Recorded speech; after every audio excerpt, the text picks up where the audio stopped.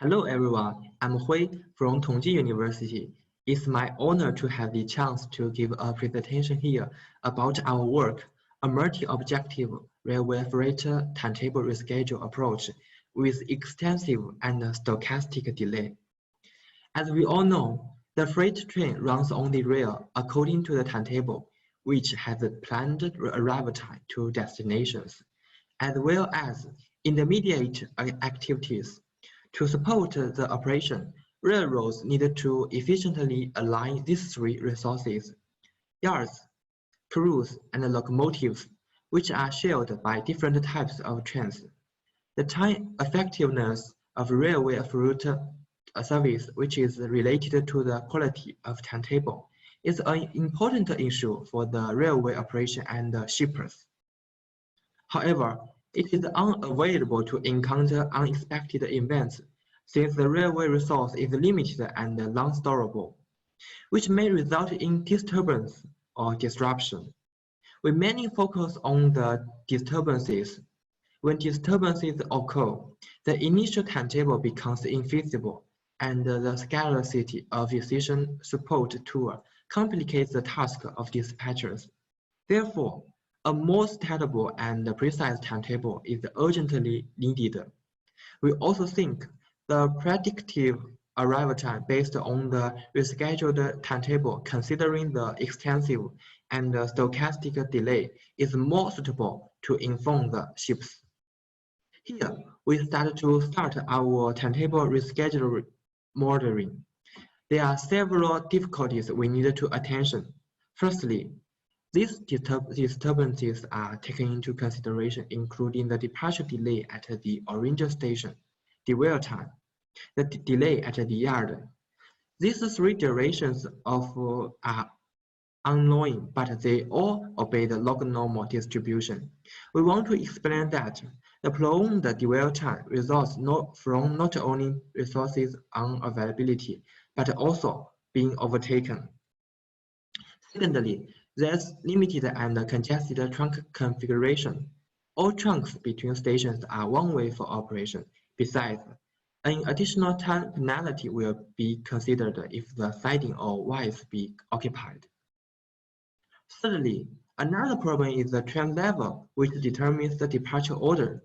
In the real world, if the dispatcher encounters two trains with the same level at the same station, one has half an hour dwell time, while the another one has been stopping at this station for 1 hour. We think the later one could suffer a terrible delay and loss at the destination if we don't give a priority of departure order to it. So, in addition to the static level given, we also set the dynamic level by considering the prolonged dwell time of each train at the stations. The comprehensive level, that is, the sum of the static level and dynamic level, is proposed to set the departure conflict program. When the prolonged dwell time of the train with low static level is greater than the threshold, the dispatcher can upgrade its dynamic level at current station and give it a higher priority. Last but not least, the train rescheduling is usually defined as a large-scale optimal problem. Therefore, the real-time computational efficiency is always a significant issue. On the background of disturbances, the dispatchers must make decisions on how to reschedule trains by comparing different options. Here, we want to use a simple example to describe the solutions of train conflict. Figure A shows the initial timetable and there is a sudden disturbance happened on the first train and station C. The departure time of the first train will be put off. Even the second train and the third train will also be affected. In case 1, only one track is available in station C. We give a priority of departure order to the first train, since the level of first train is higher than the second. And we can see the delay happened on the first train has spread to the second train, even the third train. At least 3 delays need to be considered. In case 2, although the first train has been delayed, the comprehensive level and available tracks at station C allow the second train depart earlier than the first train. In case 3, we still give a priority of departure order to the first train. Compared to the case 1, there is no delayed effects when the third train runs between station A and station C. So here we give 3 cases which the rescheduling optimization model would encounter. As to which solutions are the best, totally depends on the following constraints and the objective of the optimization model. Here is the workflow of our approach. There are 4 points for timetable rescheduling: retime, reorder, retrunk, and reroute. In our work, the former 3 are used to achieve the optimal results. Here are our assumptions for modeling. Have a look. Okay, based on the workflow, now we introduce the constraints of our model. In this page, we perform the constraints of departure time, dwell time, and running time on sidings. We need to pay attention to these 3 constraints in dashed line. They are uncertainty constraints for the limited resource. We regard these durations as random variables to establish the random programming model. Take the Formula 2 as an example. Since delays are random variables, and we consider them a lower limit which the train should obey. So the difference between the actual departure time at the origin station and the planned departure time should have an alpha probability greater than the delays caused by locomotive. Similarly, we have the other 2 uncertain constraints. This page is also about the constraints of route selection, occupation, level adjustment, and station trunk assignment. In our timetable rescheduling model, there are 3 objective functions. The former 2 aim to minimize the direct effects caused by disturbances. Firstly, to ensure the transportation efficiency, we minimize the total arrival deviation at the stations with flex. Besides, the trains with high level should also have priorities in shortened dwell time. Like in this picture, it's necessary to keep less time, dwell time for the train 1 than the train 2 at station C. Here, tau is a weighted coefficient related to the comprehensive level. The later one aims to minimize the indirect effects caused by disturbances. From an operator's point of view, a large-scale adjustment number of departure order may cause complex operation and even safety issue. So we expect the minimization of adjustment number and departure order.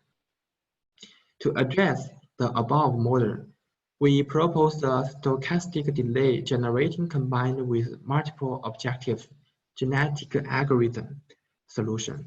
First of all, to make the model close to the reality, we stochastically generate the delay caused by the limited resource. Then, the genetic algorithm is used to solve the multi-objective model.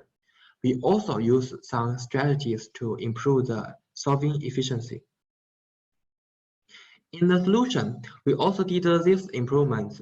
Firstly, as mentioned before, stochastically generating the delay from the uncertainty constraints in our model, which is difficult to solve it. So we need to transform the uncertainty constraint into deterministic equation through uncertainty transformation theory. In detail, the uncertainty constraints all above can be written in this form. Set it as an equation.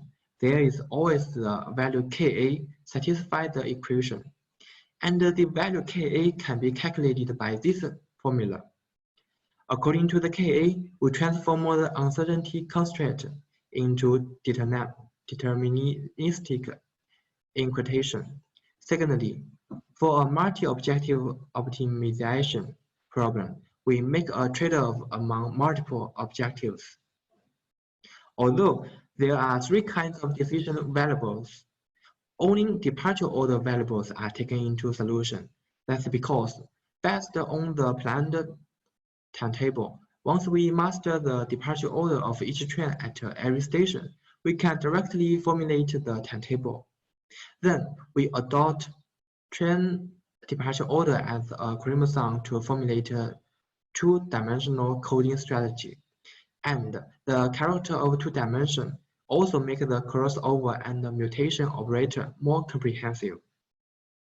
Our case is a real-world line with 62 stations, besides a time penalty of occupying a siding Y or industry spur equals to 5 minutes.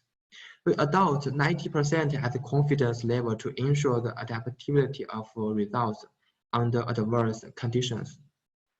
At last, two cases are designed to verify our model and algorithm. The progressively stabilized optimizing results are shown here. When the number of iterations increases to 100, the algorithm remains stable and a relatively good solution is obtained. The result of case 1 can be obtained in 5 minutes and 44 seconds, which meets the requirement for generating a rescheduled timetable. As for case 2, it needs more than 1 hour. The detailed sensitivity and analysis on the threshold of dynamic priority adjustment is shown in this picture. As we mentioned before, the so-called dynamic priority adjustment aims to improve the departure order of some trains which have low static level. However, it's not easy for dispatchers to determine the departure order among the trains with same low priority. In this figure, it shows that almost every objective function value decreases as the dynamic priority adjustment threshold increases. Here, we calculate the arrival delay of all trains at their destination. The departure order adjusting threshold of 15 and 16 perform best. The average delay of each train under the optimal result is 210.9 minutes for case 1 and 274 minutes for case 2. From the above analysis, we can conclude that it's reasonable to force a train with a low level to stop for a long time. Even a threshold of 16 is beneficial to reducing delays. The reason why the threshold is less than 16 is that any train should not dwell endlessly. For the train itself, higher threshold does harm to its delay at the destination, while for the train system, higher threshold is conducive to reducing total delays of all the trains. Here, we show the time space diagram with some trains. The initial timetable is shown in the figure on the left, and the satisfactory timetable can be seen in the figure on the right. Taking the first train departing from the EHV station as an example, delay occurred and lasted for 46 minutes at the EHV station due to the availability of the locomotive. When it got to the WT and RM station, which are both stations having working flags for trams, another delay lasted for 54 minutes at the WT and RM station, respectively. Okay, at last, we make conclusions about our study. First, a multi-objective railway freight timetable rescheduling optimization model with extensive and stochastic delays was proposed. The delay management methods include retime, reorder, and retrunk. A comprehensive level considering the static level and the prolonged dwell time was proposed to upgrade the departure order. The solution was designed to solve the optimal model. A real-world case has been performed, and the threshold of 16 and 15 are suggested for timetable rescheduling. Okay, that's all. Thank you for your attention.